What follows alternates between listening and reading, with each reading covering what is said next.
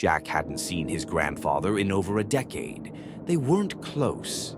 He barely remembered the man, just the thick glasses, a faint smell of oil and wood, and the sound of ticking clocks that seemed to follow him everywhere. When the letter arrived, he thought it was a mistake.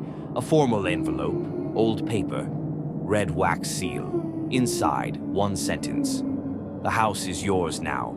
Do not touch the grandfather clock." That was it.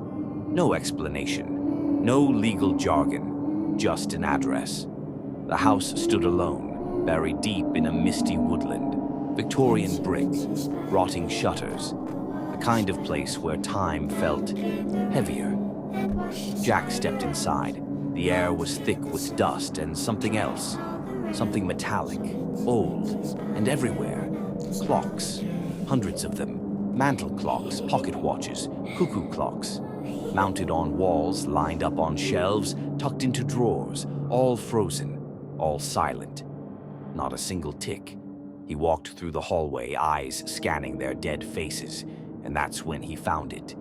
The grandfather clock, 7 feet tall, its glass darkened with age, intricate carvings snaked around its frame, shapes that didn't quite feel like decoration. The pendulum hung still. The hands read 11:59, but they hadn't moved in years. He reached for it, then stopped. The letter echoed in his mind. Do not touch the grandfather clock.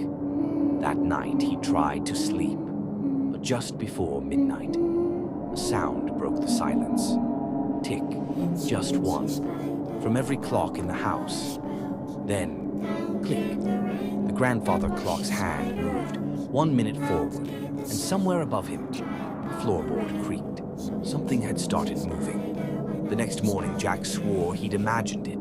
The clocks ticking, the floorboard creaking, maybe the stress, the house, the silence. But when he walked into the hallway, the grandfather clock read 12 o'clock, not 11:59. It had moved, and the dust around it was disturbed. Faint prints on the floor. Toes, maybe, or fingertips, trailing away from the base. He checked the time on his phone. 10:32 a.m. The clock hadn't moved since midnight. He stared at it, unease creeping into his chest. There was something about it, something in the design. The carvings weren't just decoration, they were symbols, loops, spirals, knots, all intertwining like a maze or maybe a lock. The more he stared, the more he realized the pendulum wasn't just still. It was tensed, like it was waiting. That night, he set an alarm for 11:58 p.m. just to see. The house was dead silent. He sat in the hallway, facing the clock. 11:59. Stillness. Then, dong. The clock chimed once. The sound was deep, thick.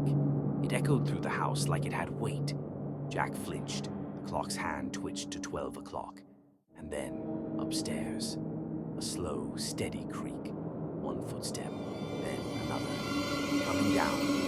He grabbed his phone. No signal. Tried to call out. His voice caught in his throat.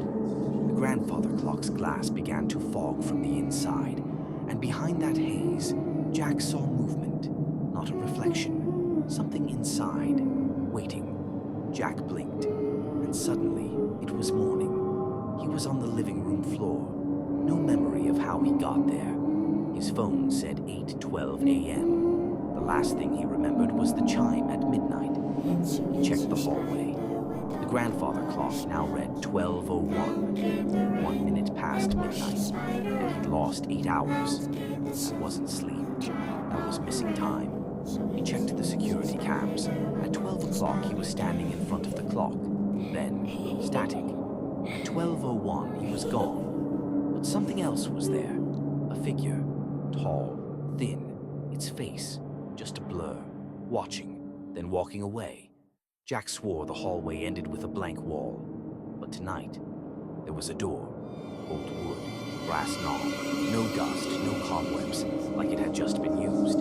He opened it. Inside, a small room filled with ticking. Dozens of clocks, but all ticking backward. The air felt wrong, colder, reversed. On the far wall hung a framed photo. A child, Jack, standing in the yard of this house, but beside him, his grandfather's face had been scratched out, and underneath, carved into the frame, "Time only gives when it's owed." Midnight came. Jack was ready. He stood in the hallway, eyes on the grandfather clock. 11:59. Tick. 12 o'clock. Dong. One chime. Then two. Then three. He counted. 10, 11, 12, and then 13. The house shook. Every clock in every room ticked in unison. Fast. Loud. The backward clocks spun violently. The mirrors cracked. The lights dimmed. And then a whisper. Not from the walls, from the clocks themselves. "You opened it." Jack caught his reflection in the hallway mirror, and it didn't blink when he did. It smiled. He backed away. Later, in the attic, he found a box marked "For Him." Inside, old photos, journals, and one journal entry from his grandfather. When time split, so did he. One must stay, the other must replace. Jack dropped it. The mirror in the attic fogged over, and in the glass, another Jack stepped into view, identical, but older and wrong. He mouthed 3 words. "You're almost out." Jack smashed a clock, then another, then 10 more. The ticking stopped for 1 full minute. Silence. Then, it all came back, but faster, louder. The clocks he'd destroyed were whole again. Reset. He checked his phone. The date was yesterday. Then, hours later, 2 days ago. Time was reversing, dragging him with it. Every night he'd relive the same moments. But something always changed. A photo missing, a door locked, the other Jack closer. And tonight he didn't blink. He stared through the mirror and said, "One of us stays." Jack stood in front of the grandfather clock. The pendulum was swinging now, slow, deliberate. Everything else was still. Time had frozen, except here. The other Jack stood across the room. Same face, same eyes, but hollow. "You were never meant to leave," he whispered. "The house needs a keeper." The grandfather clock began its final chime. Dong. Each note dragged the room deeper into silence. 9, 10, 11. Jack gripped the pendulum. 12. The other Jack stepped forward. 13. Then silence. Not quiet, not still. Gone. Time paused. 1 second, the final second. And in that space, the house chose. When the chime ended, only one Jack stood before the clock, smiling. Behind the glass, the pendulum ticked once more, and somewhere in the walls, the clocks began to wind themselves again.